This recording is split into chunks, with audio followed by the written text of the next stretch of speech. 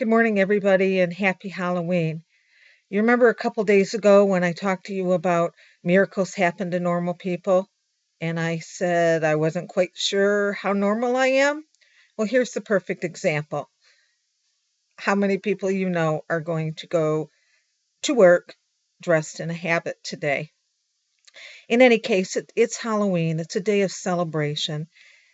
As a woman of faith, I often have difficulty with the evil associated with Halloween, and I don't like witches and ghosts and all that sort of thing. But as a person that worked in an elementary school for the majority of my life, Halloween was always such a fun and celebration day for the children. It was always a day of holiness as well as we prepared for All Saints' Day tomorrow. But what I tend to do always on holidays and special days is I think back to those previous celebrations of Halloween. And as I reflect on Halloween over the last 50 years, I have some good memories and some not so good. I remember fighting with my mother as a child about having to wear a winter coat because it was too cold to go trick or treating, and how I didn't want to do that because it was going to cover up my costume.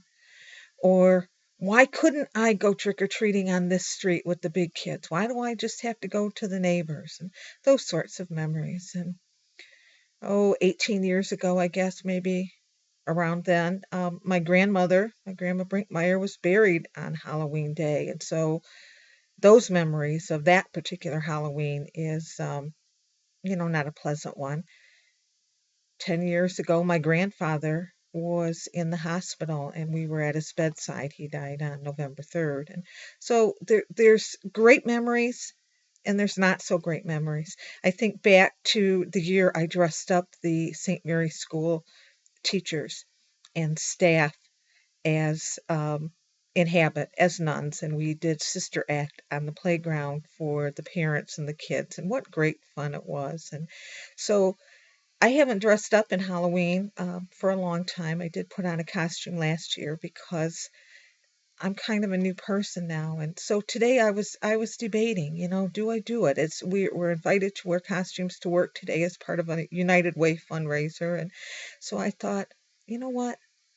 Why not have some fun? Why not celebrate? And so today, as I put on this habit, it's not out of any sense of mockery or disrespect to those wonderful sisters, those wonderful women of faith who taught me in elementary school and high school, and those that ministered with me when I was at St. Mary's, and those wonderful sisters who are still remain my friends at the Mother House. It's a little bit different. As a kid, we put on costumes that kind of remind us of what we want to be.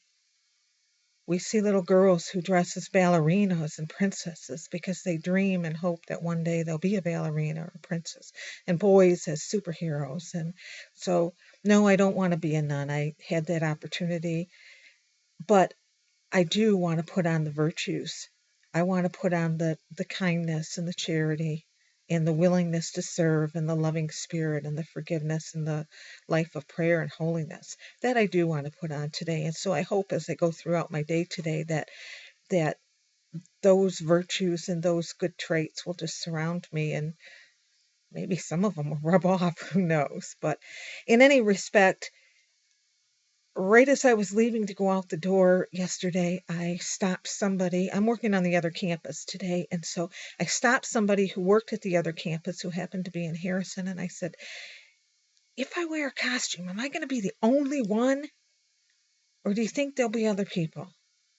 Oh, well, he said, I think there might be other people, but I don't know for sure. And so then I was like, oh man, do I do this? Do I not? I don't want to stand out. And what if I'm the only person? Well, today I got up really early, and you know what? I'm often the only one who's doing something different. And I like that. Today, I don't care if I'm the only one in a costume. What I care about is I might be the only one that's not eating candy. I might be the only one who passes up that wonderful orange cupcake with the pumpkin on the top of it. or the donuts or the party foods. You might be the only one in your office that says, "Hey, no thanks," as you pull an apple out of your bag. You might be the only person at the party tonight that says, "No thanks, I'm going to drink cider or soda." If we want to change our lives, we sometimes have to be the only one. We have to not worry about what the rest of our surroundings are doing. And somehow we have to find in our spirit and in our mentality that, you know what? It's okay to be different, especially right now, because it's being like everybody else that gets us in trouble. It's drinking with everybody else. It's eating with everybody else.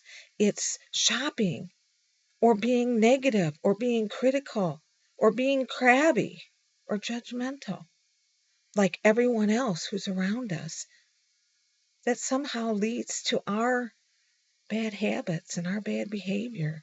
And we have to be willing to be different if we want to change our lives. And so today, as I go about my day wearing this habit, I'm just hoping that I pick up new habits, and I'm hoping and thinking and praying that you pick up wonderful new habits today. I can't tell you not to eat candy. I can't tell you to pass up that donut because that decision's up to you. You can have a fun-sized candy bar for 70 calories if you'd like. You can do whatever it is that you like. It's not about that. But for me, I know that I can't even eat one little mini-sized bag of M&Ms or one little fun-sized Three Musketeer bar, because if I do, then I'll have two and I'll have three and I'll eat the whole bag. So for me, I can't even start.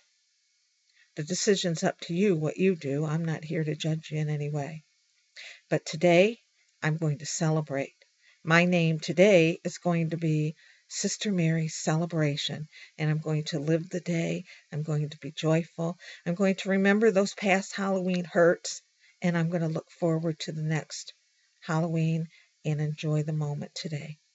Make it a good day, everybody. Celebrate, be joyful, be happy, and make wonderful choices. See you again.